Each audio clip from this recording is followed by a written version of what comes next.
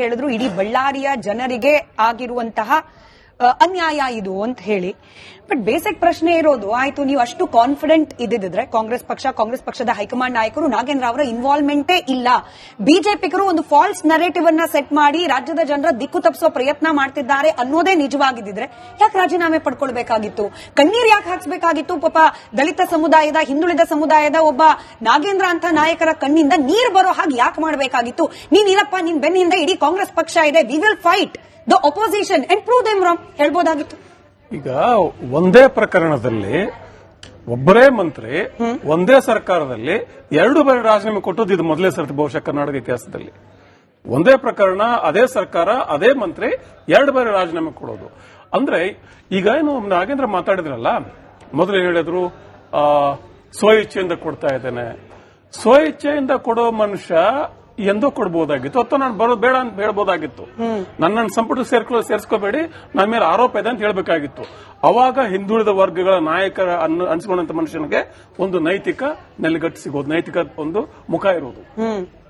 ಆಮೇಲೆ ಸ್ವ ಇಚ್ಛೆ ಅಂತ ಹೇಳ್ತಾ ಕೊನೆಗೆ ಏನ್ ಹೇಳ್ತಾರೆ, ಮನುವಾದಿಗಳ ಒತ್ತಡ, ಮನುವಾದಿಗಳು ಹಾಗೆ ಮನುಸ್ಮೃತಿ, ಈ ತರದ ಒಂದು ಸಮುದಾಯಕ್ಕೆ ಆದ ಅನ್ಯಾಯ, ಜನತೆಗೆ ಆದ ಅನ್ಯಾಯ, ಇದೆಲ್ಲವೂ ಕೂಡ ಈ ಒಂದು ತಂತ್ರಗಾರಿಕೆ ಆ ಜನತೆಯನ್ನ, ಆ ಸಮುದಾಯವನ್ನ ಮತ್ತು ನಿಜವಾಗಿಯೂ ಮನುಸ್ಮೃತಿಯನ್ನ, ಮನುವಾದವನ್ನ ಟೀಕಿಸುವ ಜನರನ್ನು ಕೂಡ ಅವಮಾನ ಮಾಡ್ತದೆ ಇದು.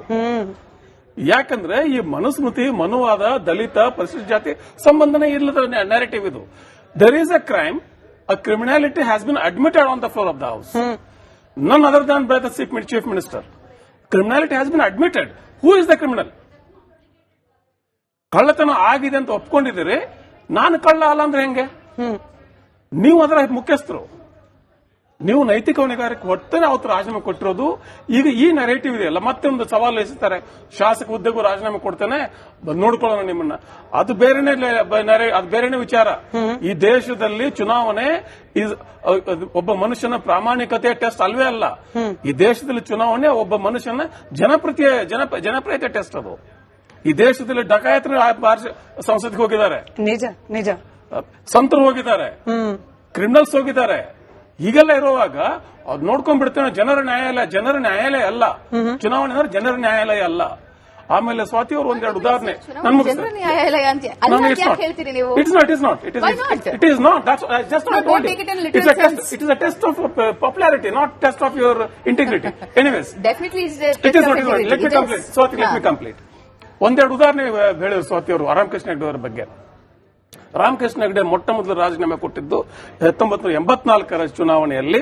ಅವರ ಜನತಾ ಪಕ್ಷಕ್ಕೆ ಕರ್ನಾಟಕದಲ್ಲಿ ವಿಧಾನಸಭಾ ಕ್ಷೇತ್ರಗಳಲ್ಲಿ ಹೀನಾಯ ಸೋಲಾದಾಗ, ಯಾಕಂದ್ರೆ ಅಲ್ಲಿ ರಾಜೀವ್ ಗಾಂಧಿ, ಇಂದಿರಾ ಗಾಂಧಿ ಅವರ ಹತ್ಯೆಯ ನಂತರ ಒಂದು ಅನುಕಂಪದ ಅಲೆ ಮೇಲೆ ದೇಶಾದ್ಯಂತ ಹೆಚ್ಚು ಸಂಖ್ಯೆಗಳಲ್ಲಿ ಗೆದ್ದು ಬಿಡ್ತಾರೆ. ಆ ಒಂದು ನೈತಿಕ ಹೊಣೆಗಾರಿಕೆ ಹೊತ್ತು ಕೊಟ್ಟಿದ್ದವರು ಯಾವ ಕ್ರಿಮಿನಾಲಿಟಿಗಲ್ಲ. ಅದಕ್ಕೋಸ್ಕರ ಮತ್ತೆ ಆಯ್ಕೆಯಾಗಿ ಬರ್ತಾರೆ. ಮತ್ತೆ ಮುಂದುವರೆದು ಅವರು ರಾಜೀನಾಮೆ ಕೊಟ್ಟಿದ್ದು ರೇವಜಿತ ಹಗರಣದಲ್ಲಿ. ರೇವಜಿತ ಹಗರಣದಲ್ಲಿ ರಾಜೀನಾಮೆ ಕೊಟ್ಟಾದ್ಮೇಲೆ ಬೊಮ್ಮಾಯಿ ಮುಖ್ಯಮಂತ್ರಿ ಆಗ್ತಾರೆ. Then Hegde doesn't come back at all. ಈ ರೀತಿಯ ಬೇರೆ ಬೇರೆ ಕಥನಗಳು. ಹಾಗಾಗಿ ಏನಾಗಿದೆ ಅಂದ್ರೆ, ಇವತ್ತು ಮೂಡಾ ಹಗರಣದ ಬಗ್ಗೆ ನಾವು ಮಾತಾಡಿದ್ರೆ ಅಹಿಂದ ಸ್ವಾಭಿಮಾನ ಸಮಾವೇಶ, ಸದನದಲ್ಲಿ ಚರ್ಚೆ ಮಾಡೋದಿಲ್ಲ. ಒಬ್ಬ ನಾಯಕನ ಒಂದು ಇಲಾಖೆಯಲ್ಲಿ ಭ್ರಷ್ಟಾಚಾರ ನಡೆದಿದೆ ಅಂತ ಆದ್ಮೇಲೆ ಅದು ಒಂದು ಸಮುದಾಯಕ್ಕೆ, ಒಂದು ಎಂಟೈರ್ ಕಲೆಕ್ಟಿವ್ ಏನಂತಾರೆ ಅದಕ್ಕೆ, ಸಮುದಾಯಕ್ಕೆ ಅನ್ವಯಿಸುತ್ತಿದೆಯಲ್ಲ, ಇಟ್ ಈಸ್ ರಿಯಲಿ ಪರ್ವರ್ಟ್ ಪಾಲಿಟಿಕ್ಸ್. ರಾಜಕೀಯವನ್ನು ವಿರೂಪಗೊಳಿಸುವ ಪ್ರಯತ್ನಗಳು ಇವೆಲ್ಲ. ಯಾಕಂದ್ರೆ ನಿಮ್ಮ ನಾಯಕ ಅನ್ಕೊಳ್ಳೋನು ಪರಿಶಿಷ್ಟ ಪಂಗಡದವರಾಗಿರ್ಲಿ ಅಥವಾ ಮೇಲೋಗಿದ್ದ ವರ್ಗದವರಾಗಿರ್ಲಿ, ತನ್ನ ನಾಯಕ ಅನ್ಕೊಳ್ಳುವಂತ ಮನುಷ್ಯ ಸ್ವಚ್ಛ ಪರಿಶುದ್ಧ ಇರಬೇಕಂತ ಅಪೇಕ್ಷೆ ಮಾಡೋದಿಲ್ವಾ? ಸರಿ, ಕರೆಕ್ಟ್ ಇದೆ ದಾಸರಿ ಸರ್. ಇವಾಗ 25 ದಿನದಲ್ಲೇ ರಾಜೀನಾಮೆ, ಇದು ಮನುವಾದಿಗಳು ಮಾಡಿದ ಹೋರಾಟಕ್ಕೆ ಅನಿವಾರ್ಯವಾಗಿ ಒಂದು ಸುಳ್ಳನ್ನ ನಿಜ ಅಂತ ಒಪ್ಕೊಂಡು ಅನಿವಾರ್ಯವಾಗಿ ಸ್ಟೆಪ್ ಡೌನ್ ಆಗೋ ತರದಲ್ಲಿ ಬಂದ್ಬಿಡ್ತು. ನಾನು ತಪ್ಪೇ ಮಾಡಿಲ್ಲ, ಮುಖ್ಯಮಂತ್ರಿ ಕೂಡ ಹೇಳಿದ್ದಾರೆ ತಪ್ಪು ಮಾಡಿಲ್ಲ ಅಂತ ಹೇಳಿ, ಆದ್ರೂ ಕೂಡ ರಾಜೀನಾಮೆ ಕೊಡ್ತಿದ್ದೀನಿ. ಯಾಕೆ? 100 ಹಾರ್ಸ್ ಪವರ್ ಅಲ್ಲಿ, ಅವರೇ ಹೇಳಿದ್ ಸರ್, 100 ಹಾರ್ಸ್ ಪವರ್ ಅಲ್ಲಿ ಓಡ್ತಾ ಇರುವ ಡಿ ಕೆ ಶಿವಕುಮಾರ್ ಅವರ ಸರ್ಕಾರಕ್ಕೆ ನಾನು ಸ್ಲೋ ಡೌನ್ ಮಾಡಬಾರ್ದು ಅನ್ನೋ ಕಾರಣಕ್ಕೆ ಯಾಕೆ ಮನುವಾದಿಗಳಾದ ನೀವು ಅಂದ್ರೆ ಬಿಜೆಪಿಯವರು ಅವ್ರ ಹತ್ರ ಸುಳ್ಳು ಹೇಳಿಸ್ಬಿಟ್ಟು ರಾಜೀನಾಮೆ ಪಡ್ಕೊಳ್ಳೋ ಪ್ರಯತ್ನ ಮಾಡಿದ್ರಿ? ಮೊಟ್ಟ ಮೊದಲನೇದಾಗಿ ತಾವು ಪ್ರಾರಂಭದಲ್ಲಿಯೇ ತ್ಯಾಗವೋ ಮತ್ತು ಅನಿವಾರ್ಯವೋ ಅನ್ನೋ ಒಂದು ಪ್ರಶ್ನಾರ್ಥಕ ಚಿಹ್ನೆಯೊಂದಿಗೆ ನೀವು ಪ್ರಾರಂಭ ಮಾಡಿದಿರಲ್ಲ. ನನಗನ್ನಿಸ್ತದೆ ಆ ತ್ಯಾಗ ಅನ್ನೋದು ನಾಗೇಂದ್ರ ಅವರಿಗೆ ಅಪ್ಲಿಕಬಲ್ ಆಗಲ್ಲ, ಅಸಲ್ ಕಾಂಗ್ರೆಸ್ಗೆ ಅಪ್ಲಿಕಬಲ್ ಆಗಲ್ಲ. ಅದು ಅನಿವಾರ್ಯದ ಒಂದು ಮೂಲ ತತ್ವದ ಆಧಾರದ ಮೇಲೆ ಇವತ್ತು ಅವರು ರಾಜೀನಾಮೆ ಕೊಟ್ಟಿರೋದು.